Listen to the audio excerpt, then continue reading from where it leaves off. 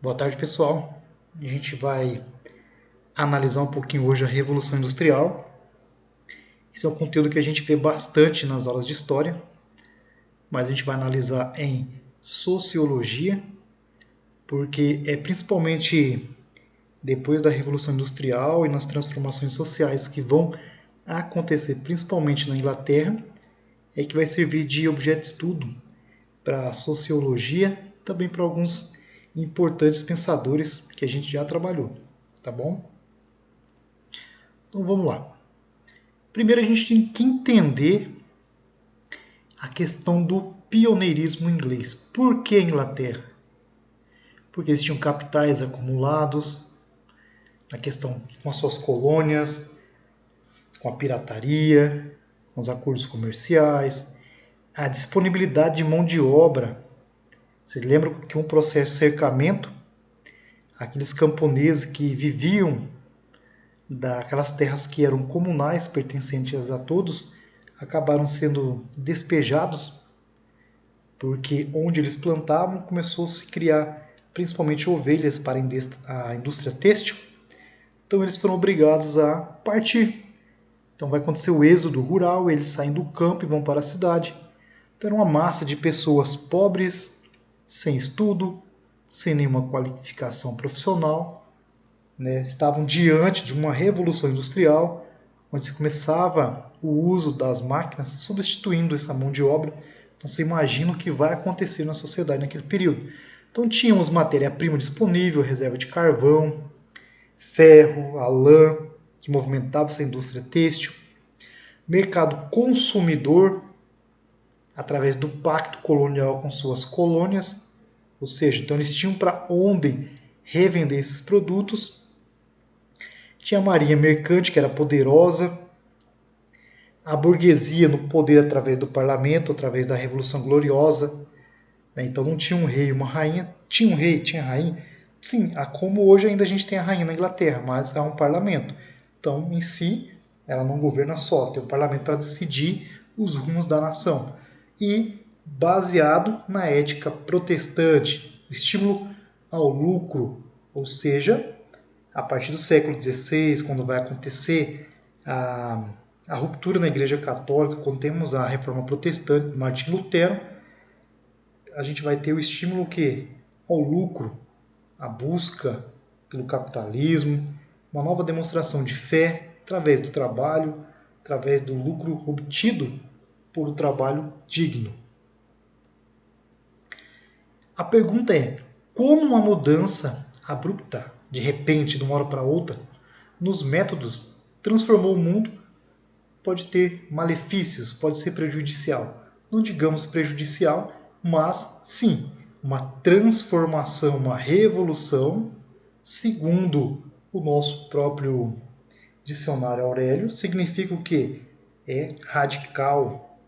Ela transforma a estrutura política, a economia, a questão social, os conceitos, tanto artísticos quanto científicos. Então, todo processo tem seus pontos positivos e também seus pontos negativos. Então, como objeto de estudo da sociologia, a gente vai analisar, digamos assim, os pontos negativos, certo? Quais foram essas consequências negativas? Quais foram as críticas a essa revolução industrial? É isso que a gente vai analisar agora. Então não havia mais donos de terras, certo? Ou as terras que ainda restavam eram tão poucas que não garantiam a subsistência do trabalhador. O meio que tiveram foi se deslocar para os grandes centros atrás de trabalho para se sustentar. Então vocês têm ideia, no ano de 1800, tá? Londres já contava com 1 milhão de habitantes. Então, enquanto em Londres tínhamos 1 milhão de habitantes, então vai surgir um novo fenômeno social que é a multidão. Então eram pessoas que estavam convictas a vida toda, viviam em pequenas comunidades com poucas pessoas, de repente chegam no centro urbano daquele. São sons, odores, contatos, olhares, medos, angústias. Então tudo isso são consequências dessa superlotação, são consequências desse processo que se inicia com o êxodo rural dentro desse contexto dessa sociedade. As condições dos trabalhos eram desfavoráveis, então tínhamos mulheres que trabalhavam, as crianças também, a partir dos 6 anos de idade. Então eles ficavam lado a lado até 18 horas por dia, sem fiscalização, sem garantia contra acidentes, sem indenização, pagamento dos dias que ficavam parados, sem férias, sem nada. Não havia um sindicato, não havia uma regulamentação.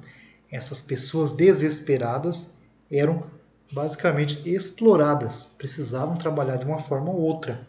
Então, se acontecesse um acidente, perdesse um dedo, perdi 3 dedos, amanhã eu não posso trabalhar, você não teria esse dia pago. Você ficaria incapacitado, também não poderia mais trabalhar. Então era uma situação complicada. Então esse homem, para você ter ideia, que sai do campo, ele começa a disputar o mercado de trabalho também com crianças e mulheres, porque era bem mais fácil para esses industriais ali dividir, bem dividido, cada função dentro dessa fábrica para pagar poucos salários. O desemprego. Já que as cidades estavam superlotadas, como a gente viu, essas pessoas eram o quê? Pessoas desqualificadas, vindas principalmente da zona rural. Então eles não havia onde, né?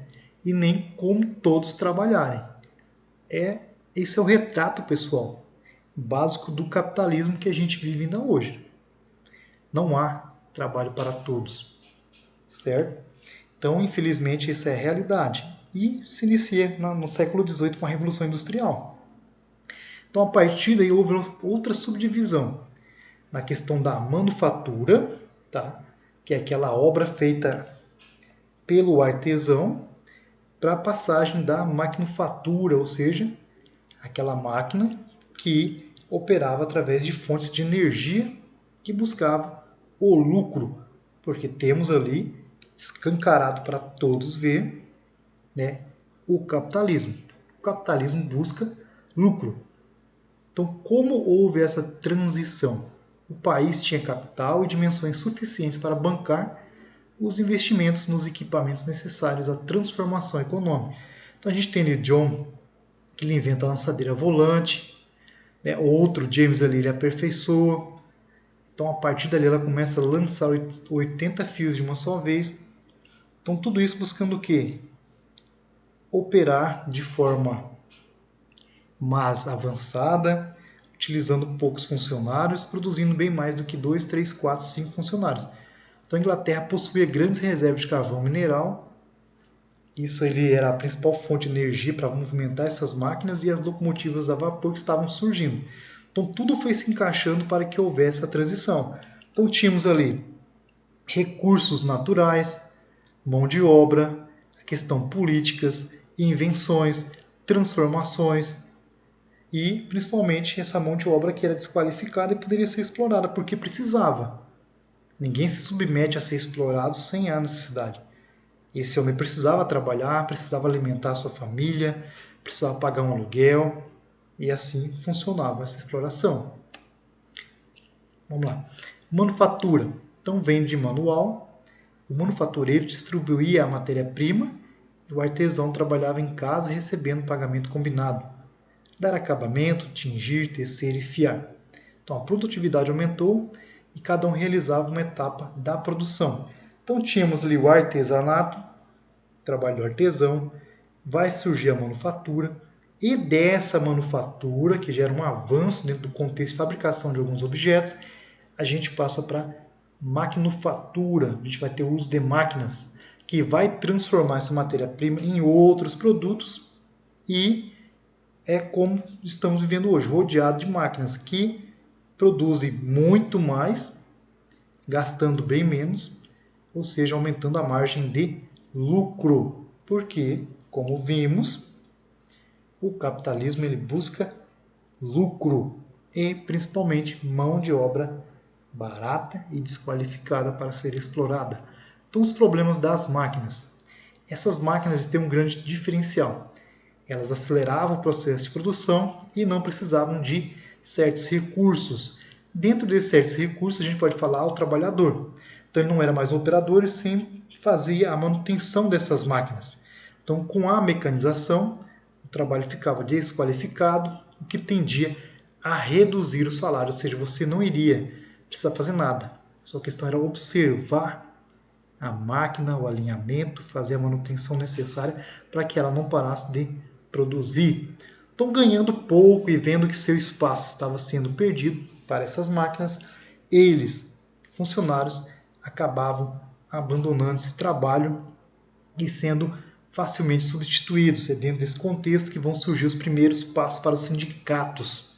A gente vai ter os ludistas, que a gente já trabalhou em história, né? Aqueles que acabavam quebrando essas máquinas.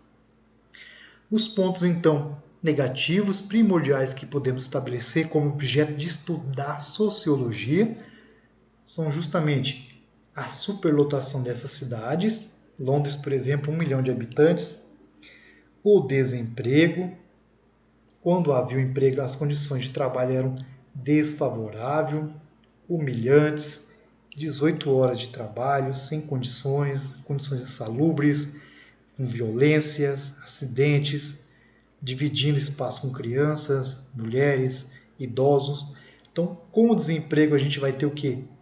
A marginalização, vai se iniciar a violência, a prostituição, roubo, mortes. Para esse trabalhador, a gente tem a depressão, o alcoolismo, a rebeldia de alguns jovens. Então, você imagina esse trabalhador que vivia no campo. Era complicado? Sim, mas pelo menos ele conseguia ainda sobreviver e ver sua família prosperar de certa forma. Agora, na cidade, ele corria o risco de ver um filho se tornar bandido, uma filha prostituta. Então, ele se lançava no álcool, no vício, que é perigoso. Isso aqui acarretava muitos problemas de saúde e a desfragmentação de famílias, ou seja, marido brigando com a esposa, separando, filhos saindo de casa, filhas fugindo. A vida se tornou extremamente complicado. E são essas situações que são os reflexos, que é o resultado dessa revolução industrial, faz parte do contexto da atualidade, pois vivemos ainda, né, essa fase de revolução, vivemos na fase da globalização, e são essas situações negativas, digamos assim, que vêm se tornando objeto de estudo da sociologia. Para a gente finalizar, temos um pensamento aqui de Paul, pensador e poeta francês, que ele fala: a revolução faz em 2 dias a obra de 100 anos e perde em 2 anos a obra de 5 séculos. Ou seja, ele analisa essa mudança social. Esse é seu objeto de estudo, a transformação social que vem acontecendo e se inicia lá no século XVIII, durante a Revolução Industrial. Certo, pessoal? Dúvidas? Entre em contato com o professor, anote no seu caderno o que você precisar e entre em contato comigo que a gente vai conversando. Beleza?